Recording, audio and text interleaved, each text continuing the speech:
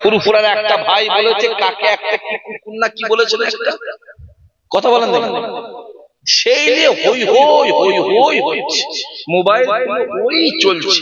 আরে খাপাকারে আল্লাহ পাক নিজে বলেছে কিছু কিছু মানুষ হলো চতুষ্পদ জন্তুর থেকেও, জোরে বলতে পারোনি, আল্লাহ বলে নিজে বলছে কিছু কিছু মানুষ হলো চতুষ্পদ জন্তুর থেকেও আরো খারাপ। এবার আপনি বলেন কুকুরের চারটে পা, কুকুরের আটটা, কটা? চারটে। কুকুর ভালো না কুকুর ভালো? কুকুর ভালো, কারণ আসহাবে কাহাবের কুকুরটা কোথায় যাবে? জোরে বলেন, আসহাবে কাহাবের কুকুর যাবে কোথায়?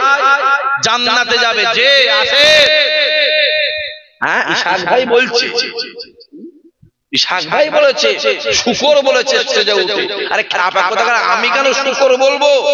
আল্লাহ পাকের কুরআন শরীফে শুকরের কথা আছে না নাই? জোরে বলেন, আছে না নাই? খিনজির শব্দটা আল্লাহর কুরআনে আছে না নাই? কুরআন শরীফ পাক না নাপাক?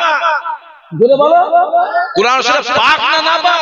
তাহলে কুরআন শরীফ পাক, কুরআন পাক কালামুল্লাহ শরীফ, তাতে যদি আল্লাহ পাক নাপাক নাম দিতে পারে, এই যুবক শুনে রেখে দাও, তাহলে কুরআন শরীফ পাক।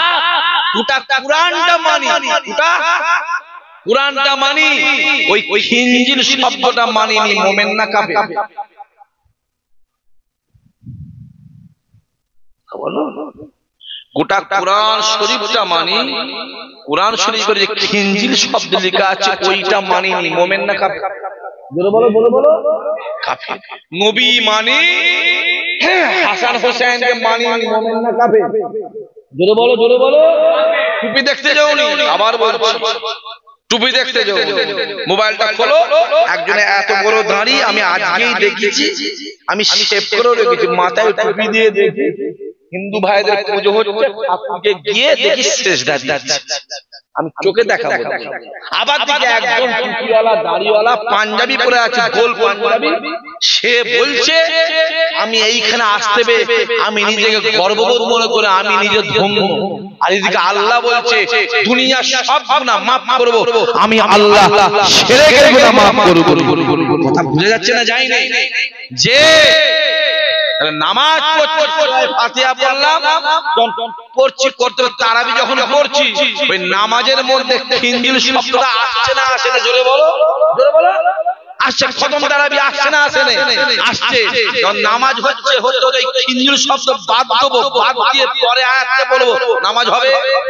অত সহজ নয় বাবাজি, ঈমানটা অত সহজ নয়। যেটা ভাবছেন সেটা নয়, যেটা ভাবছেন সেটা নয়।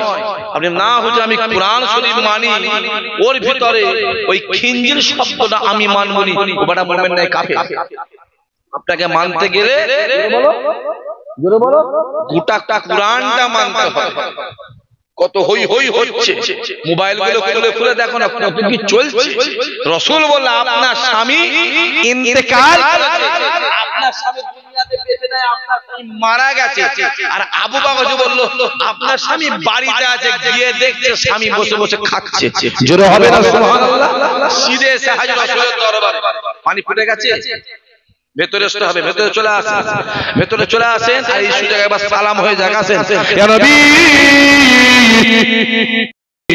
মদিনা হতে সবকে ছুঁই পারেনো দেখিতে,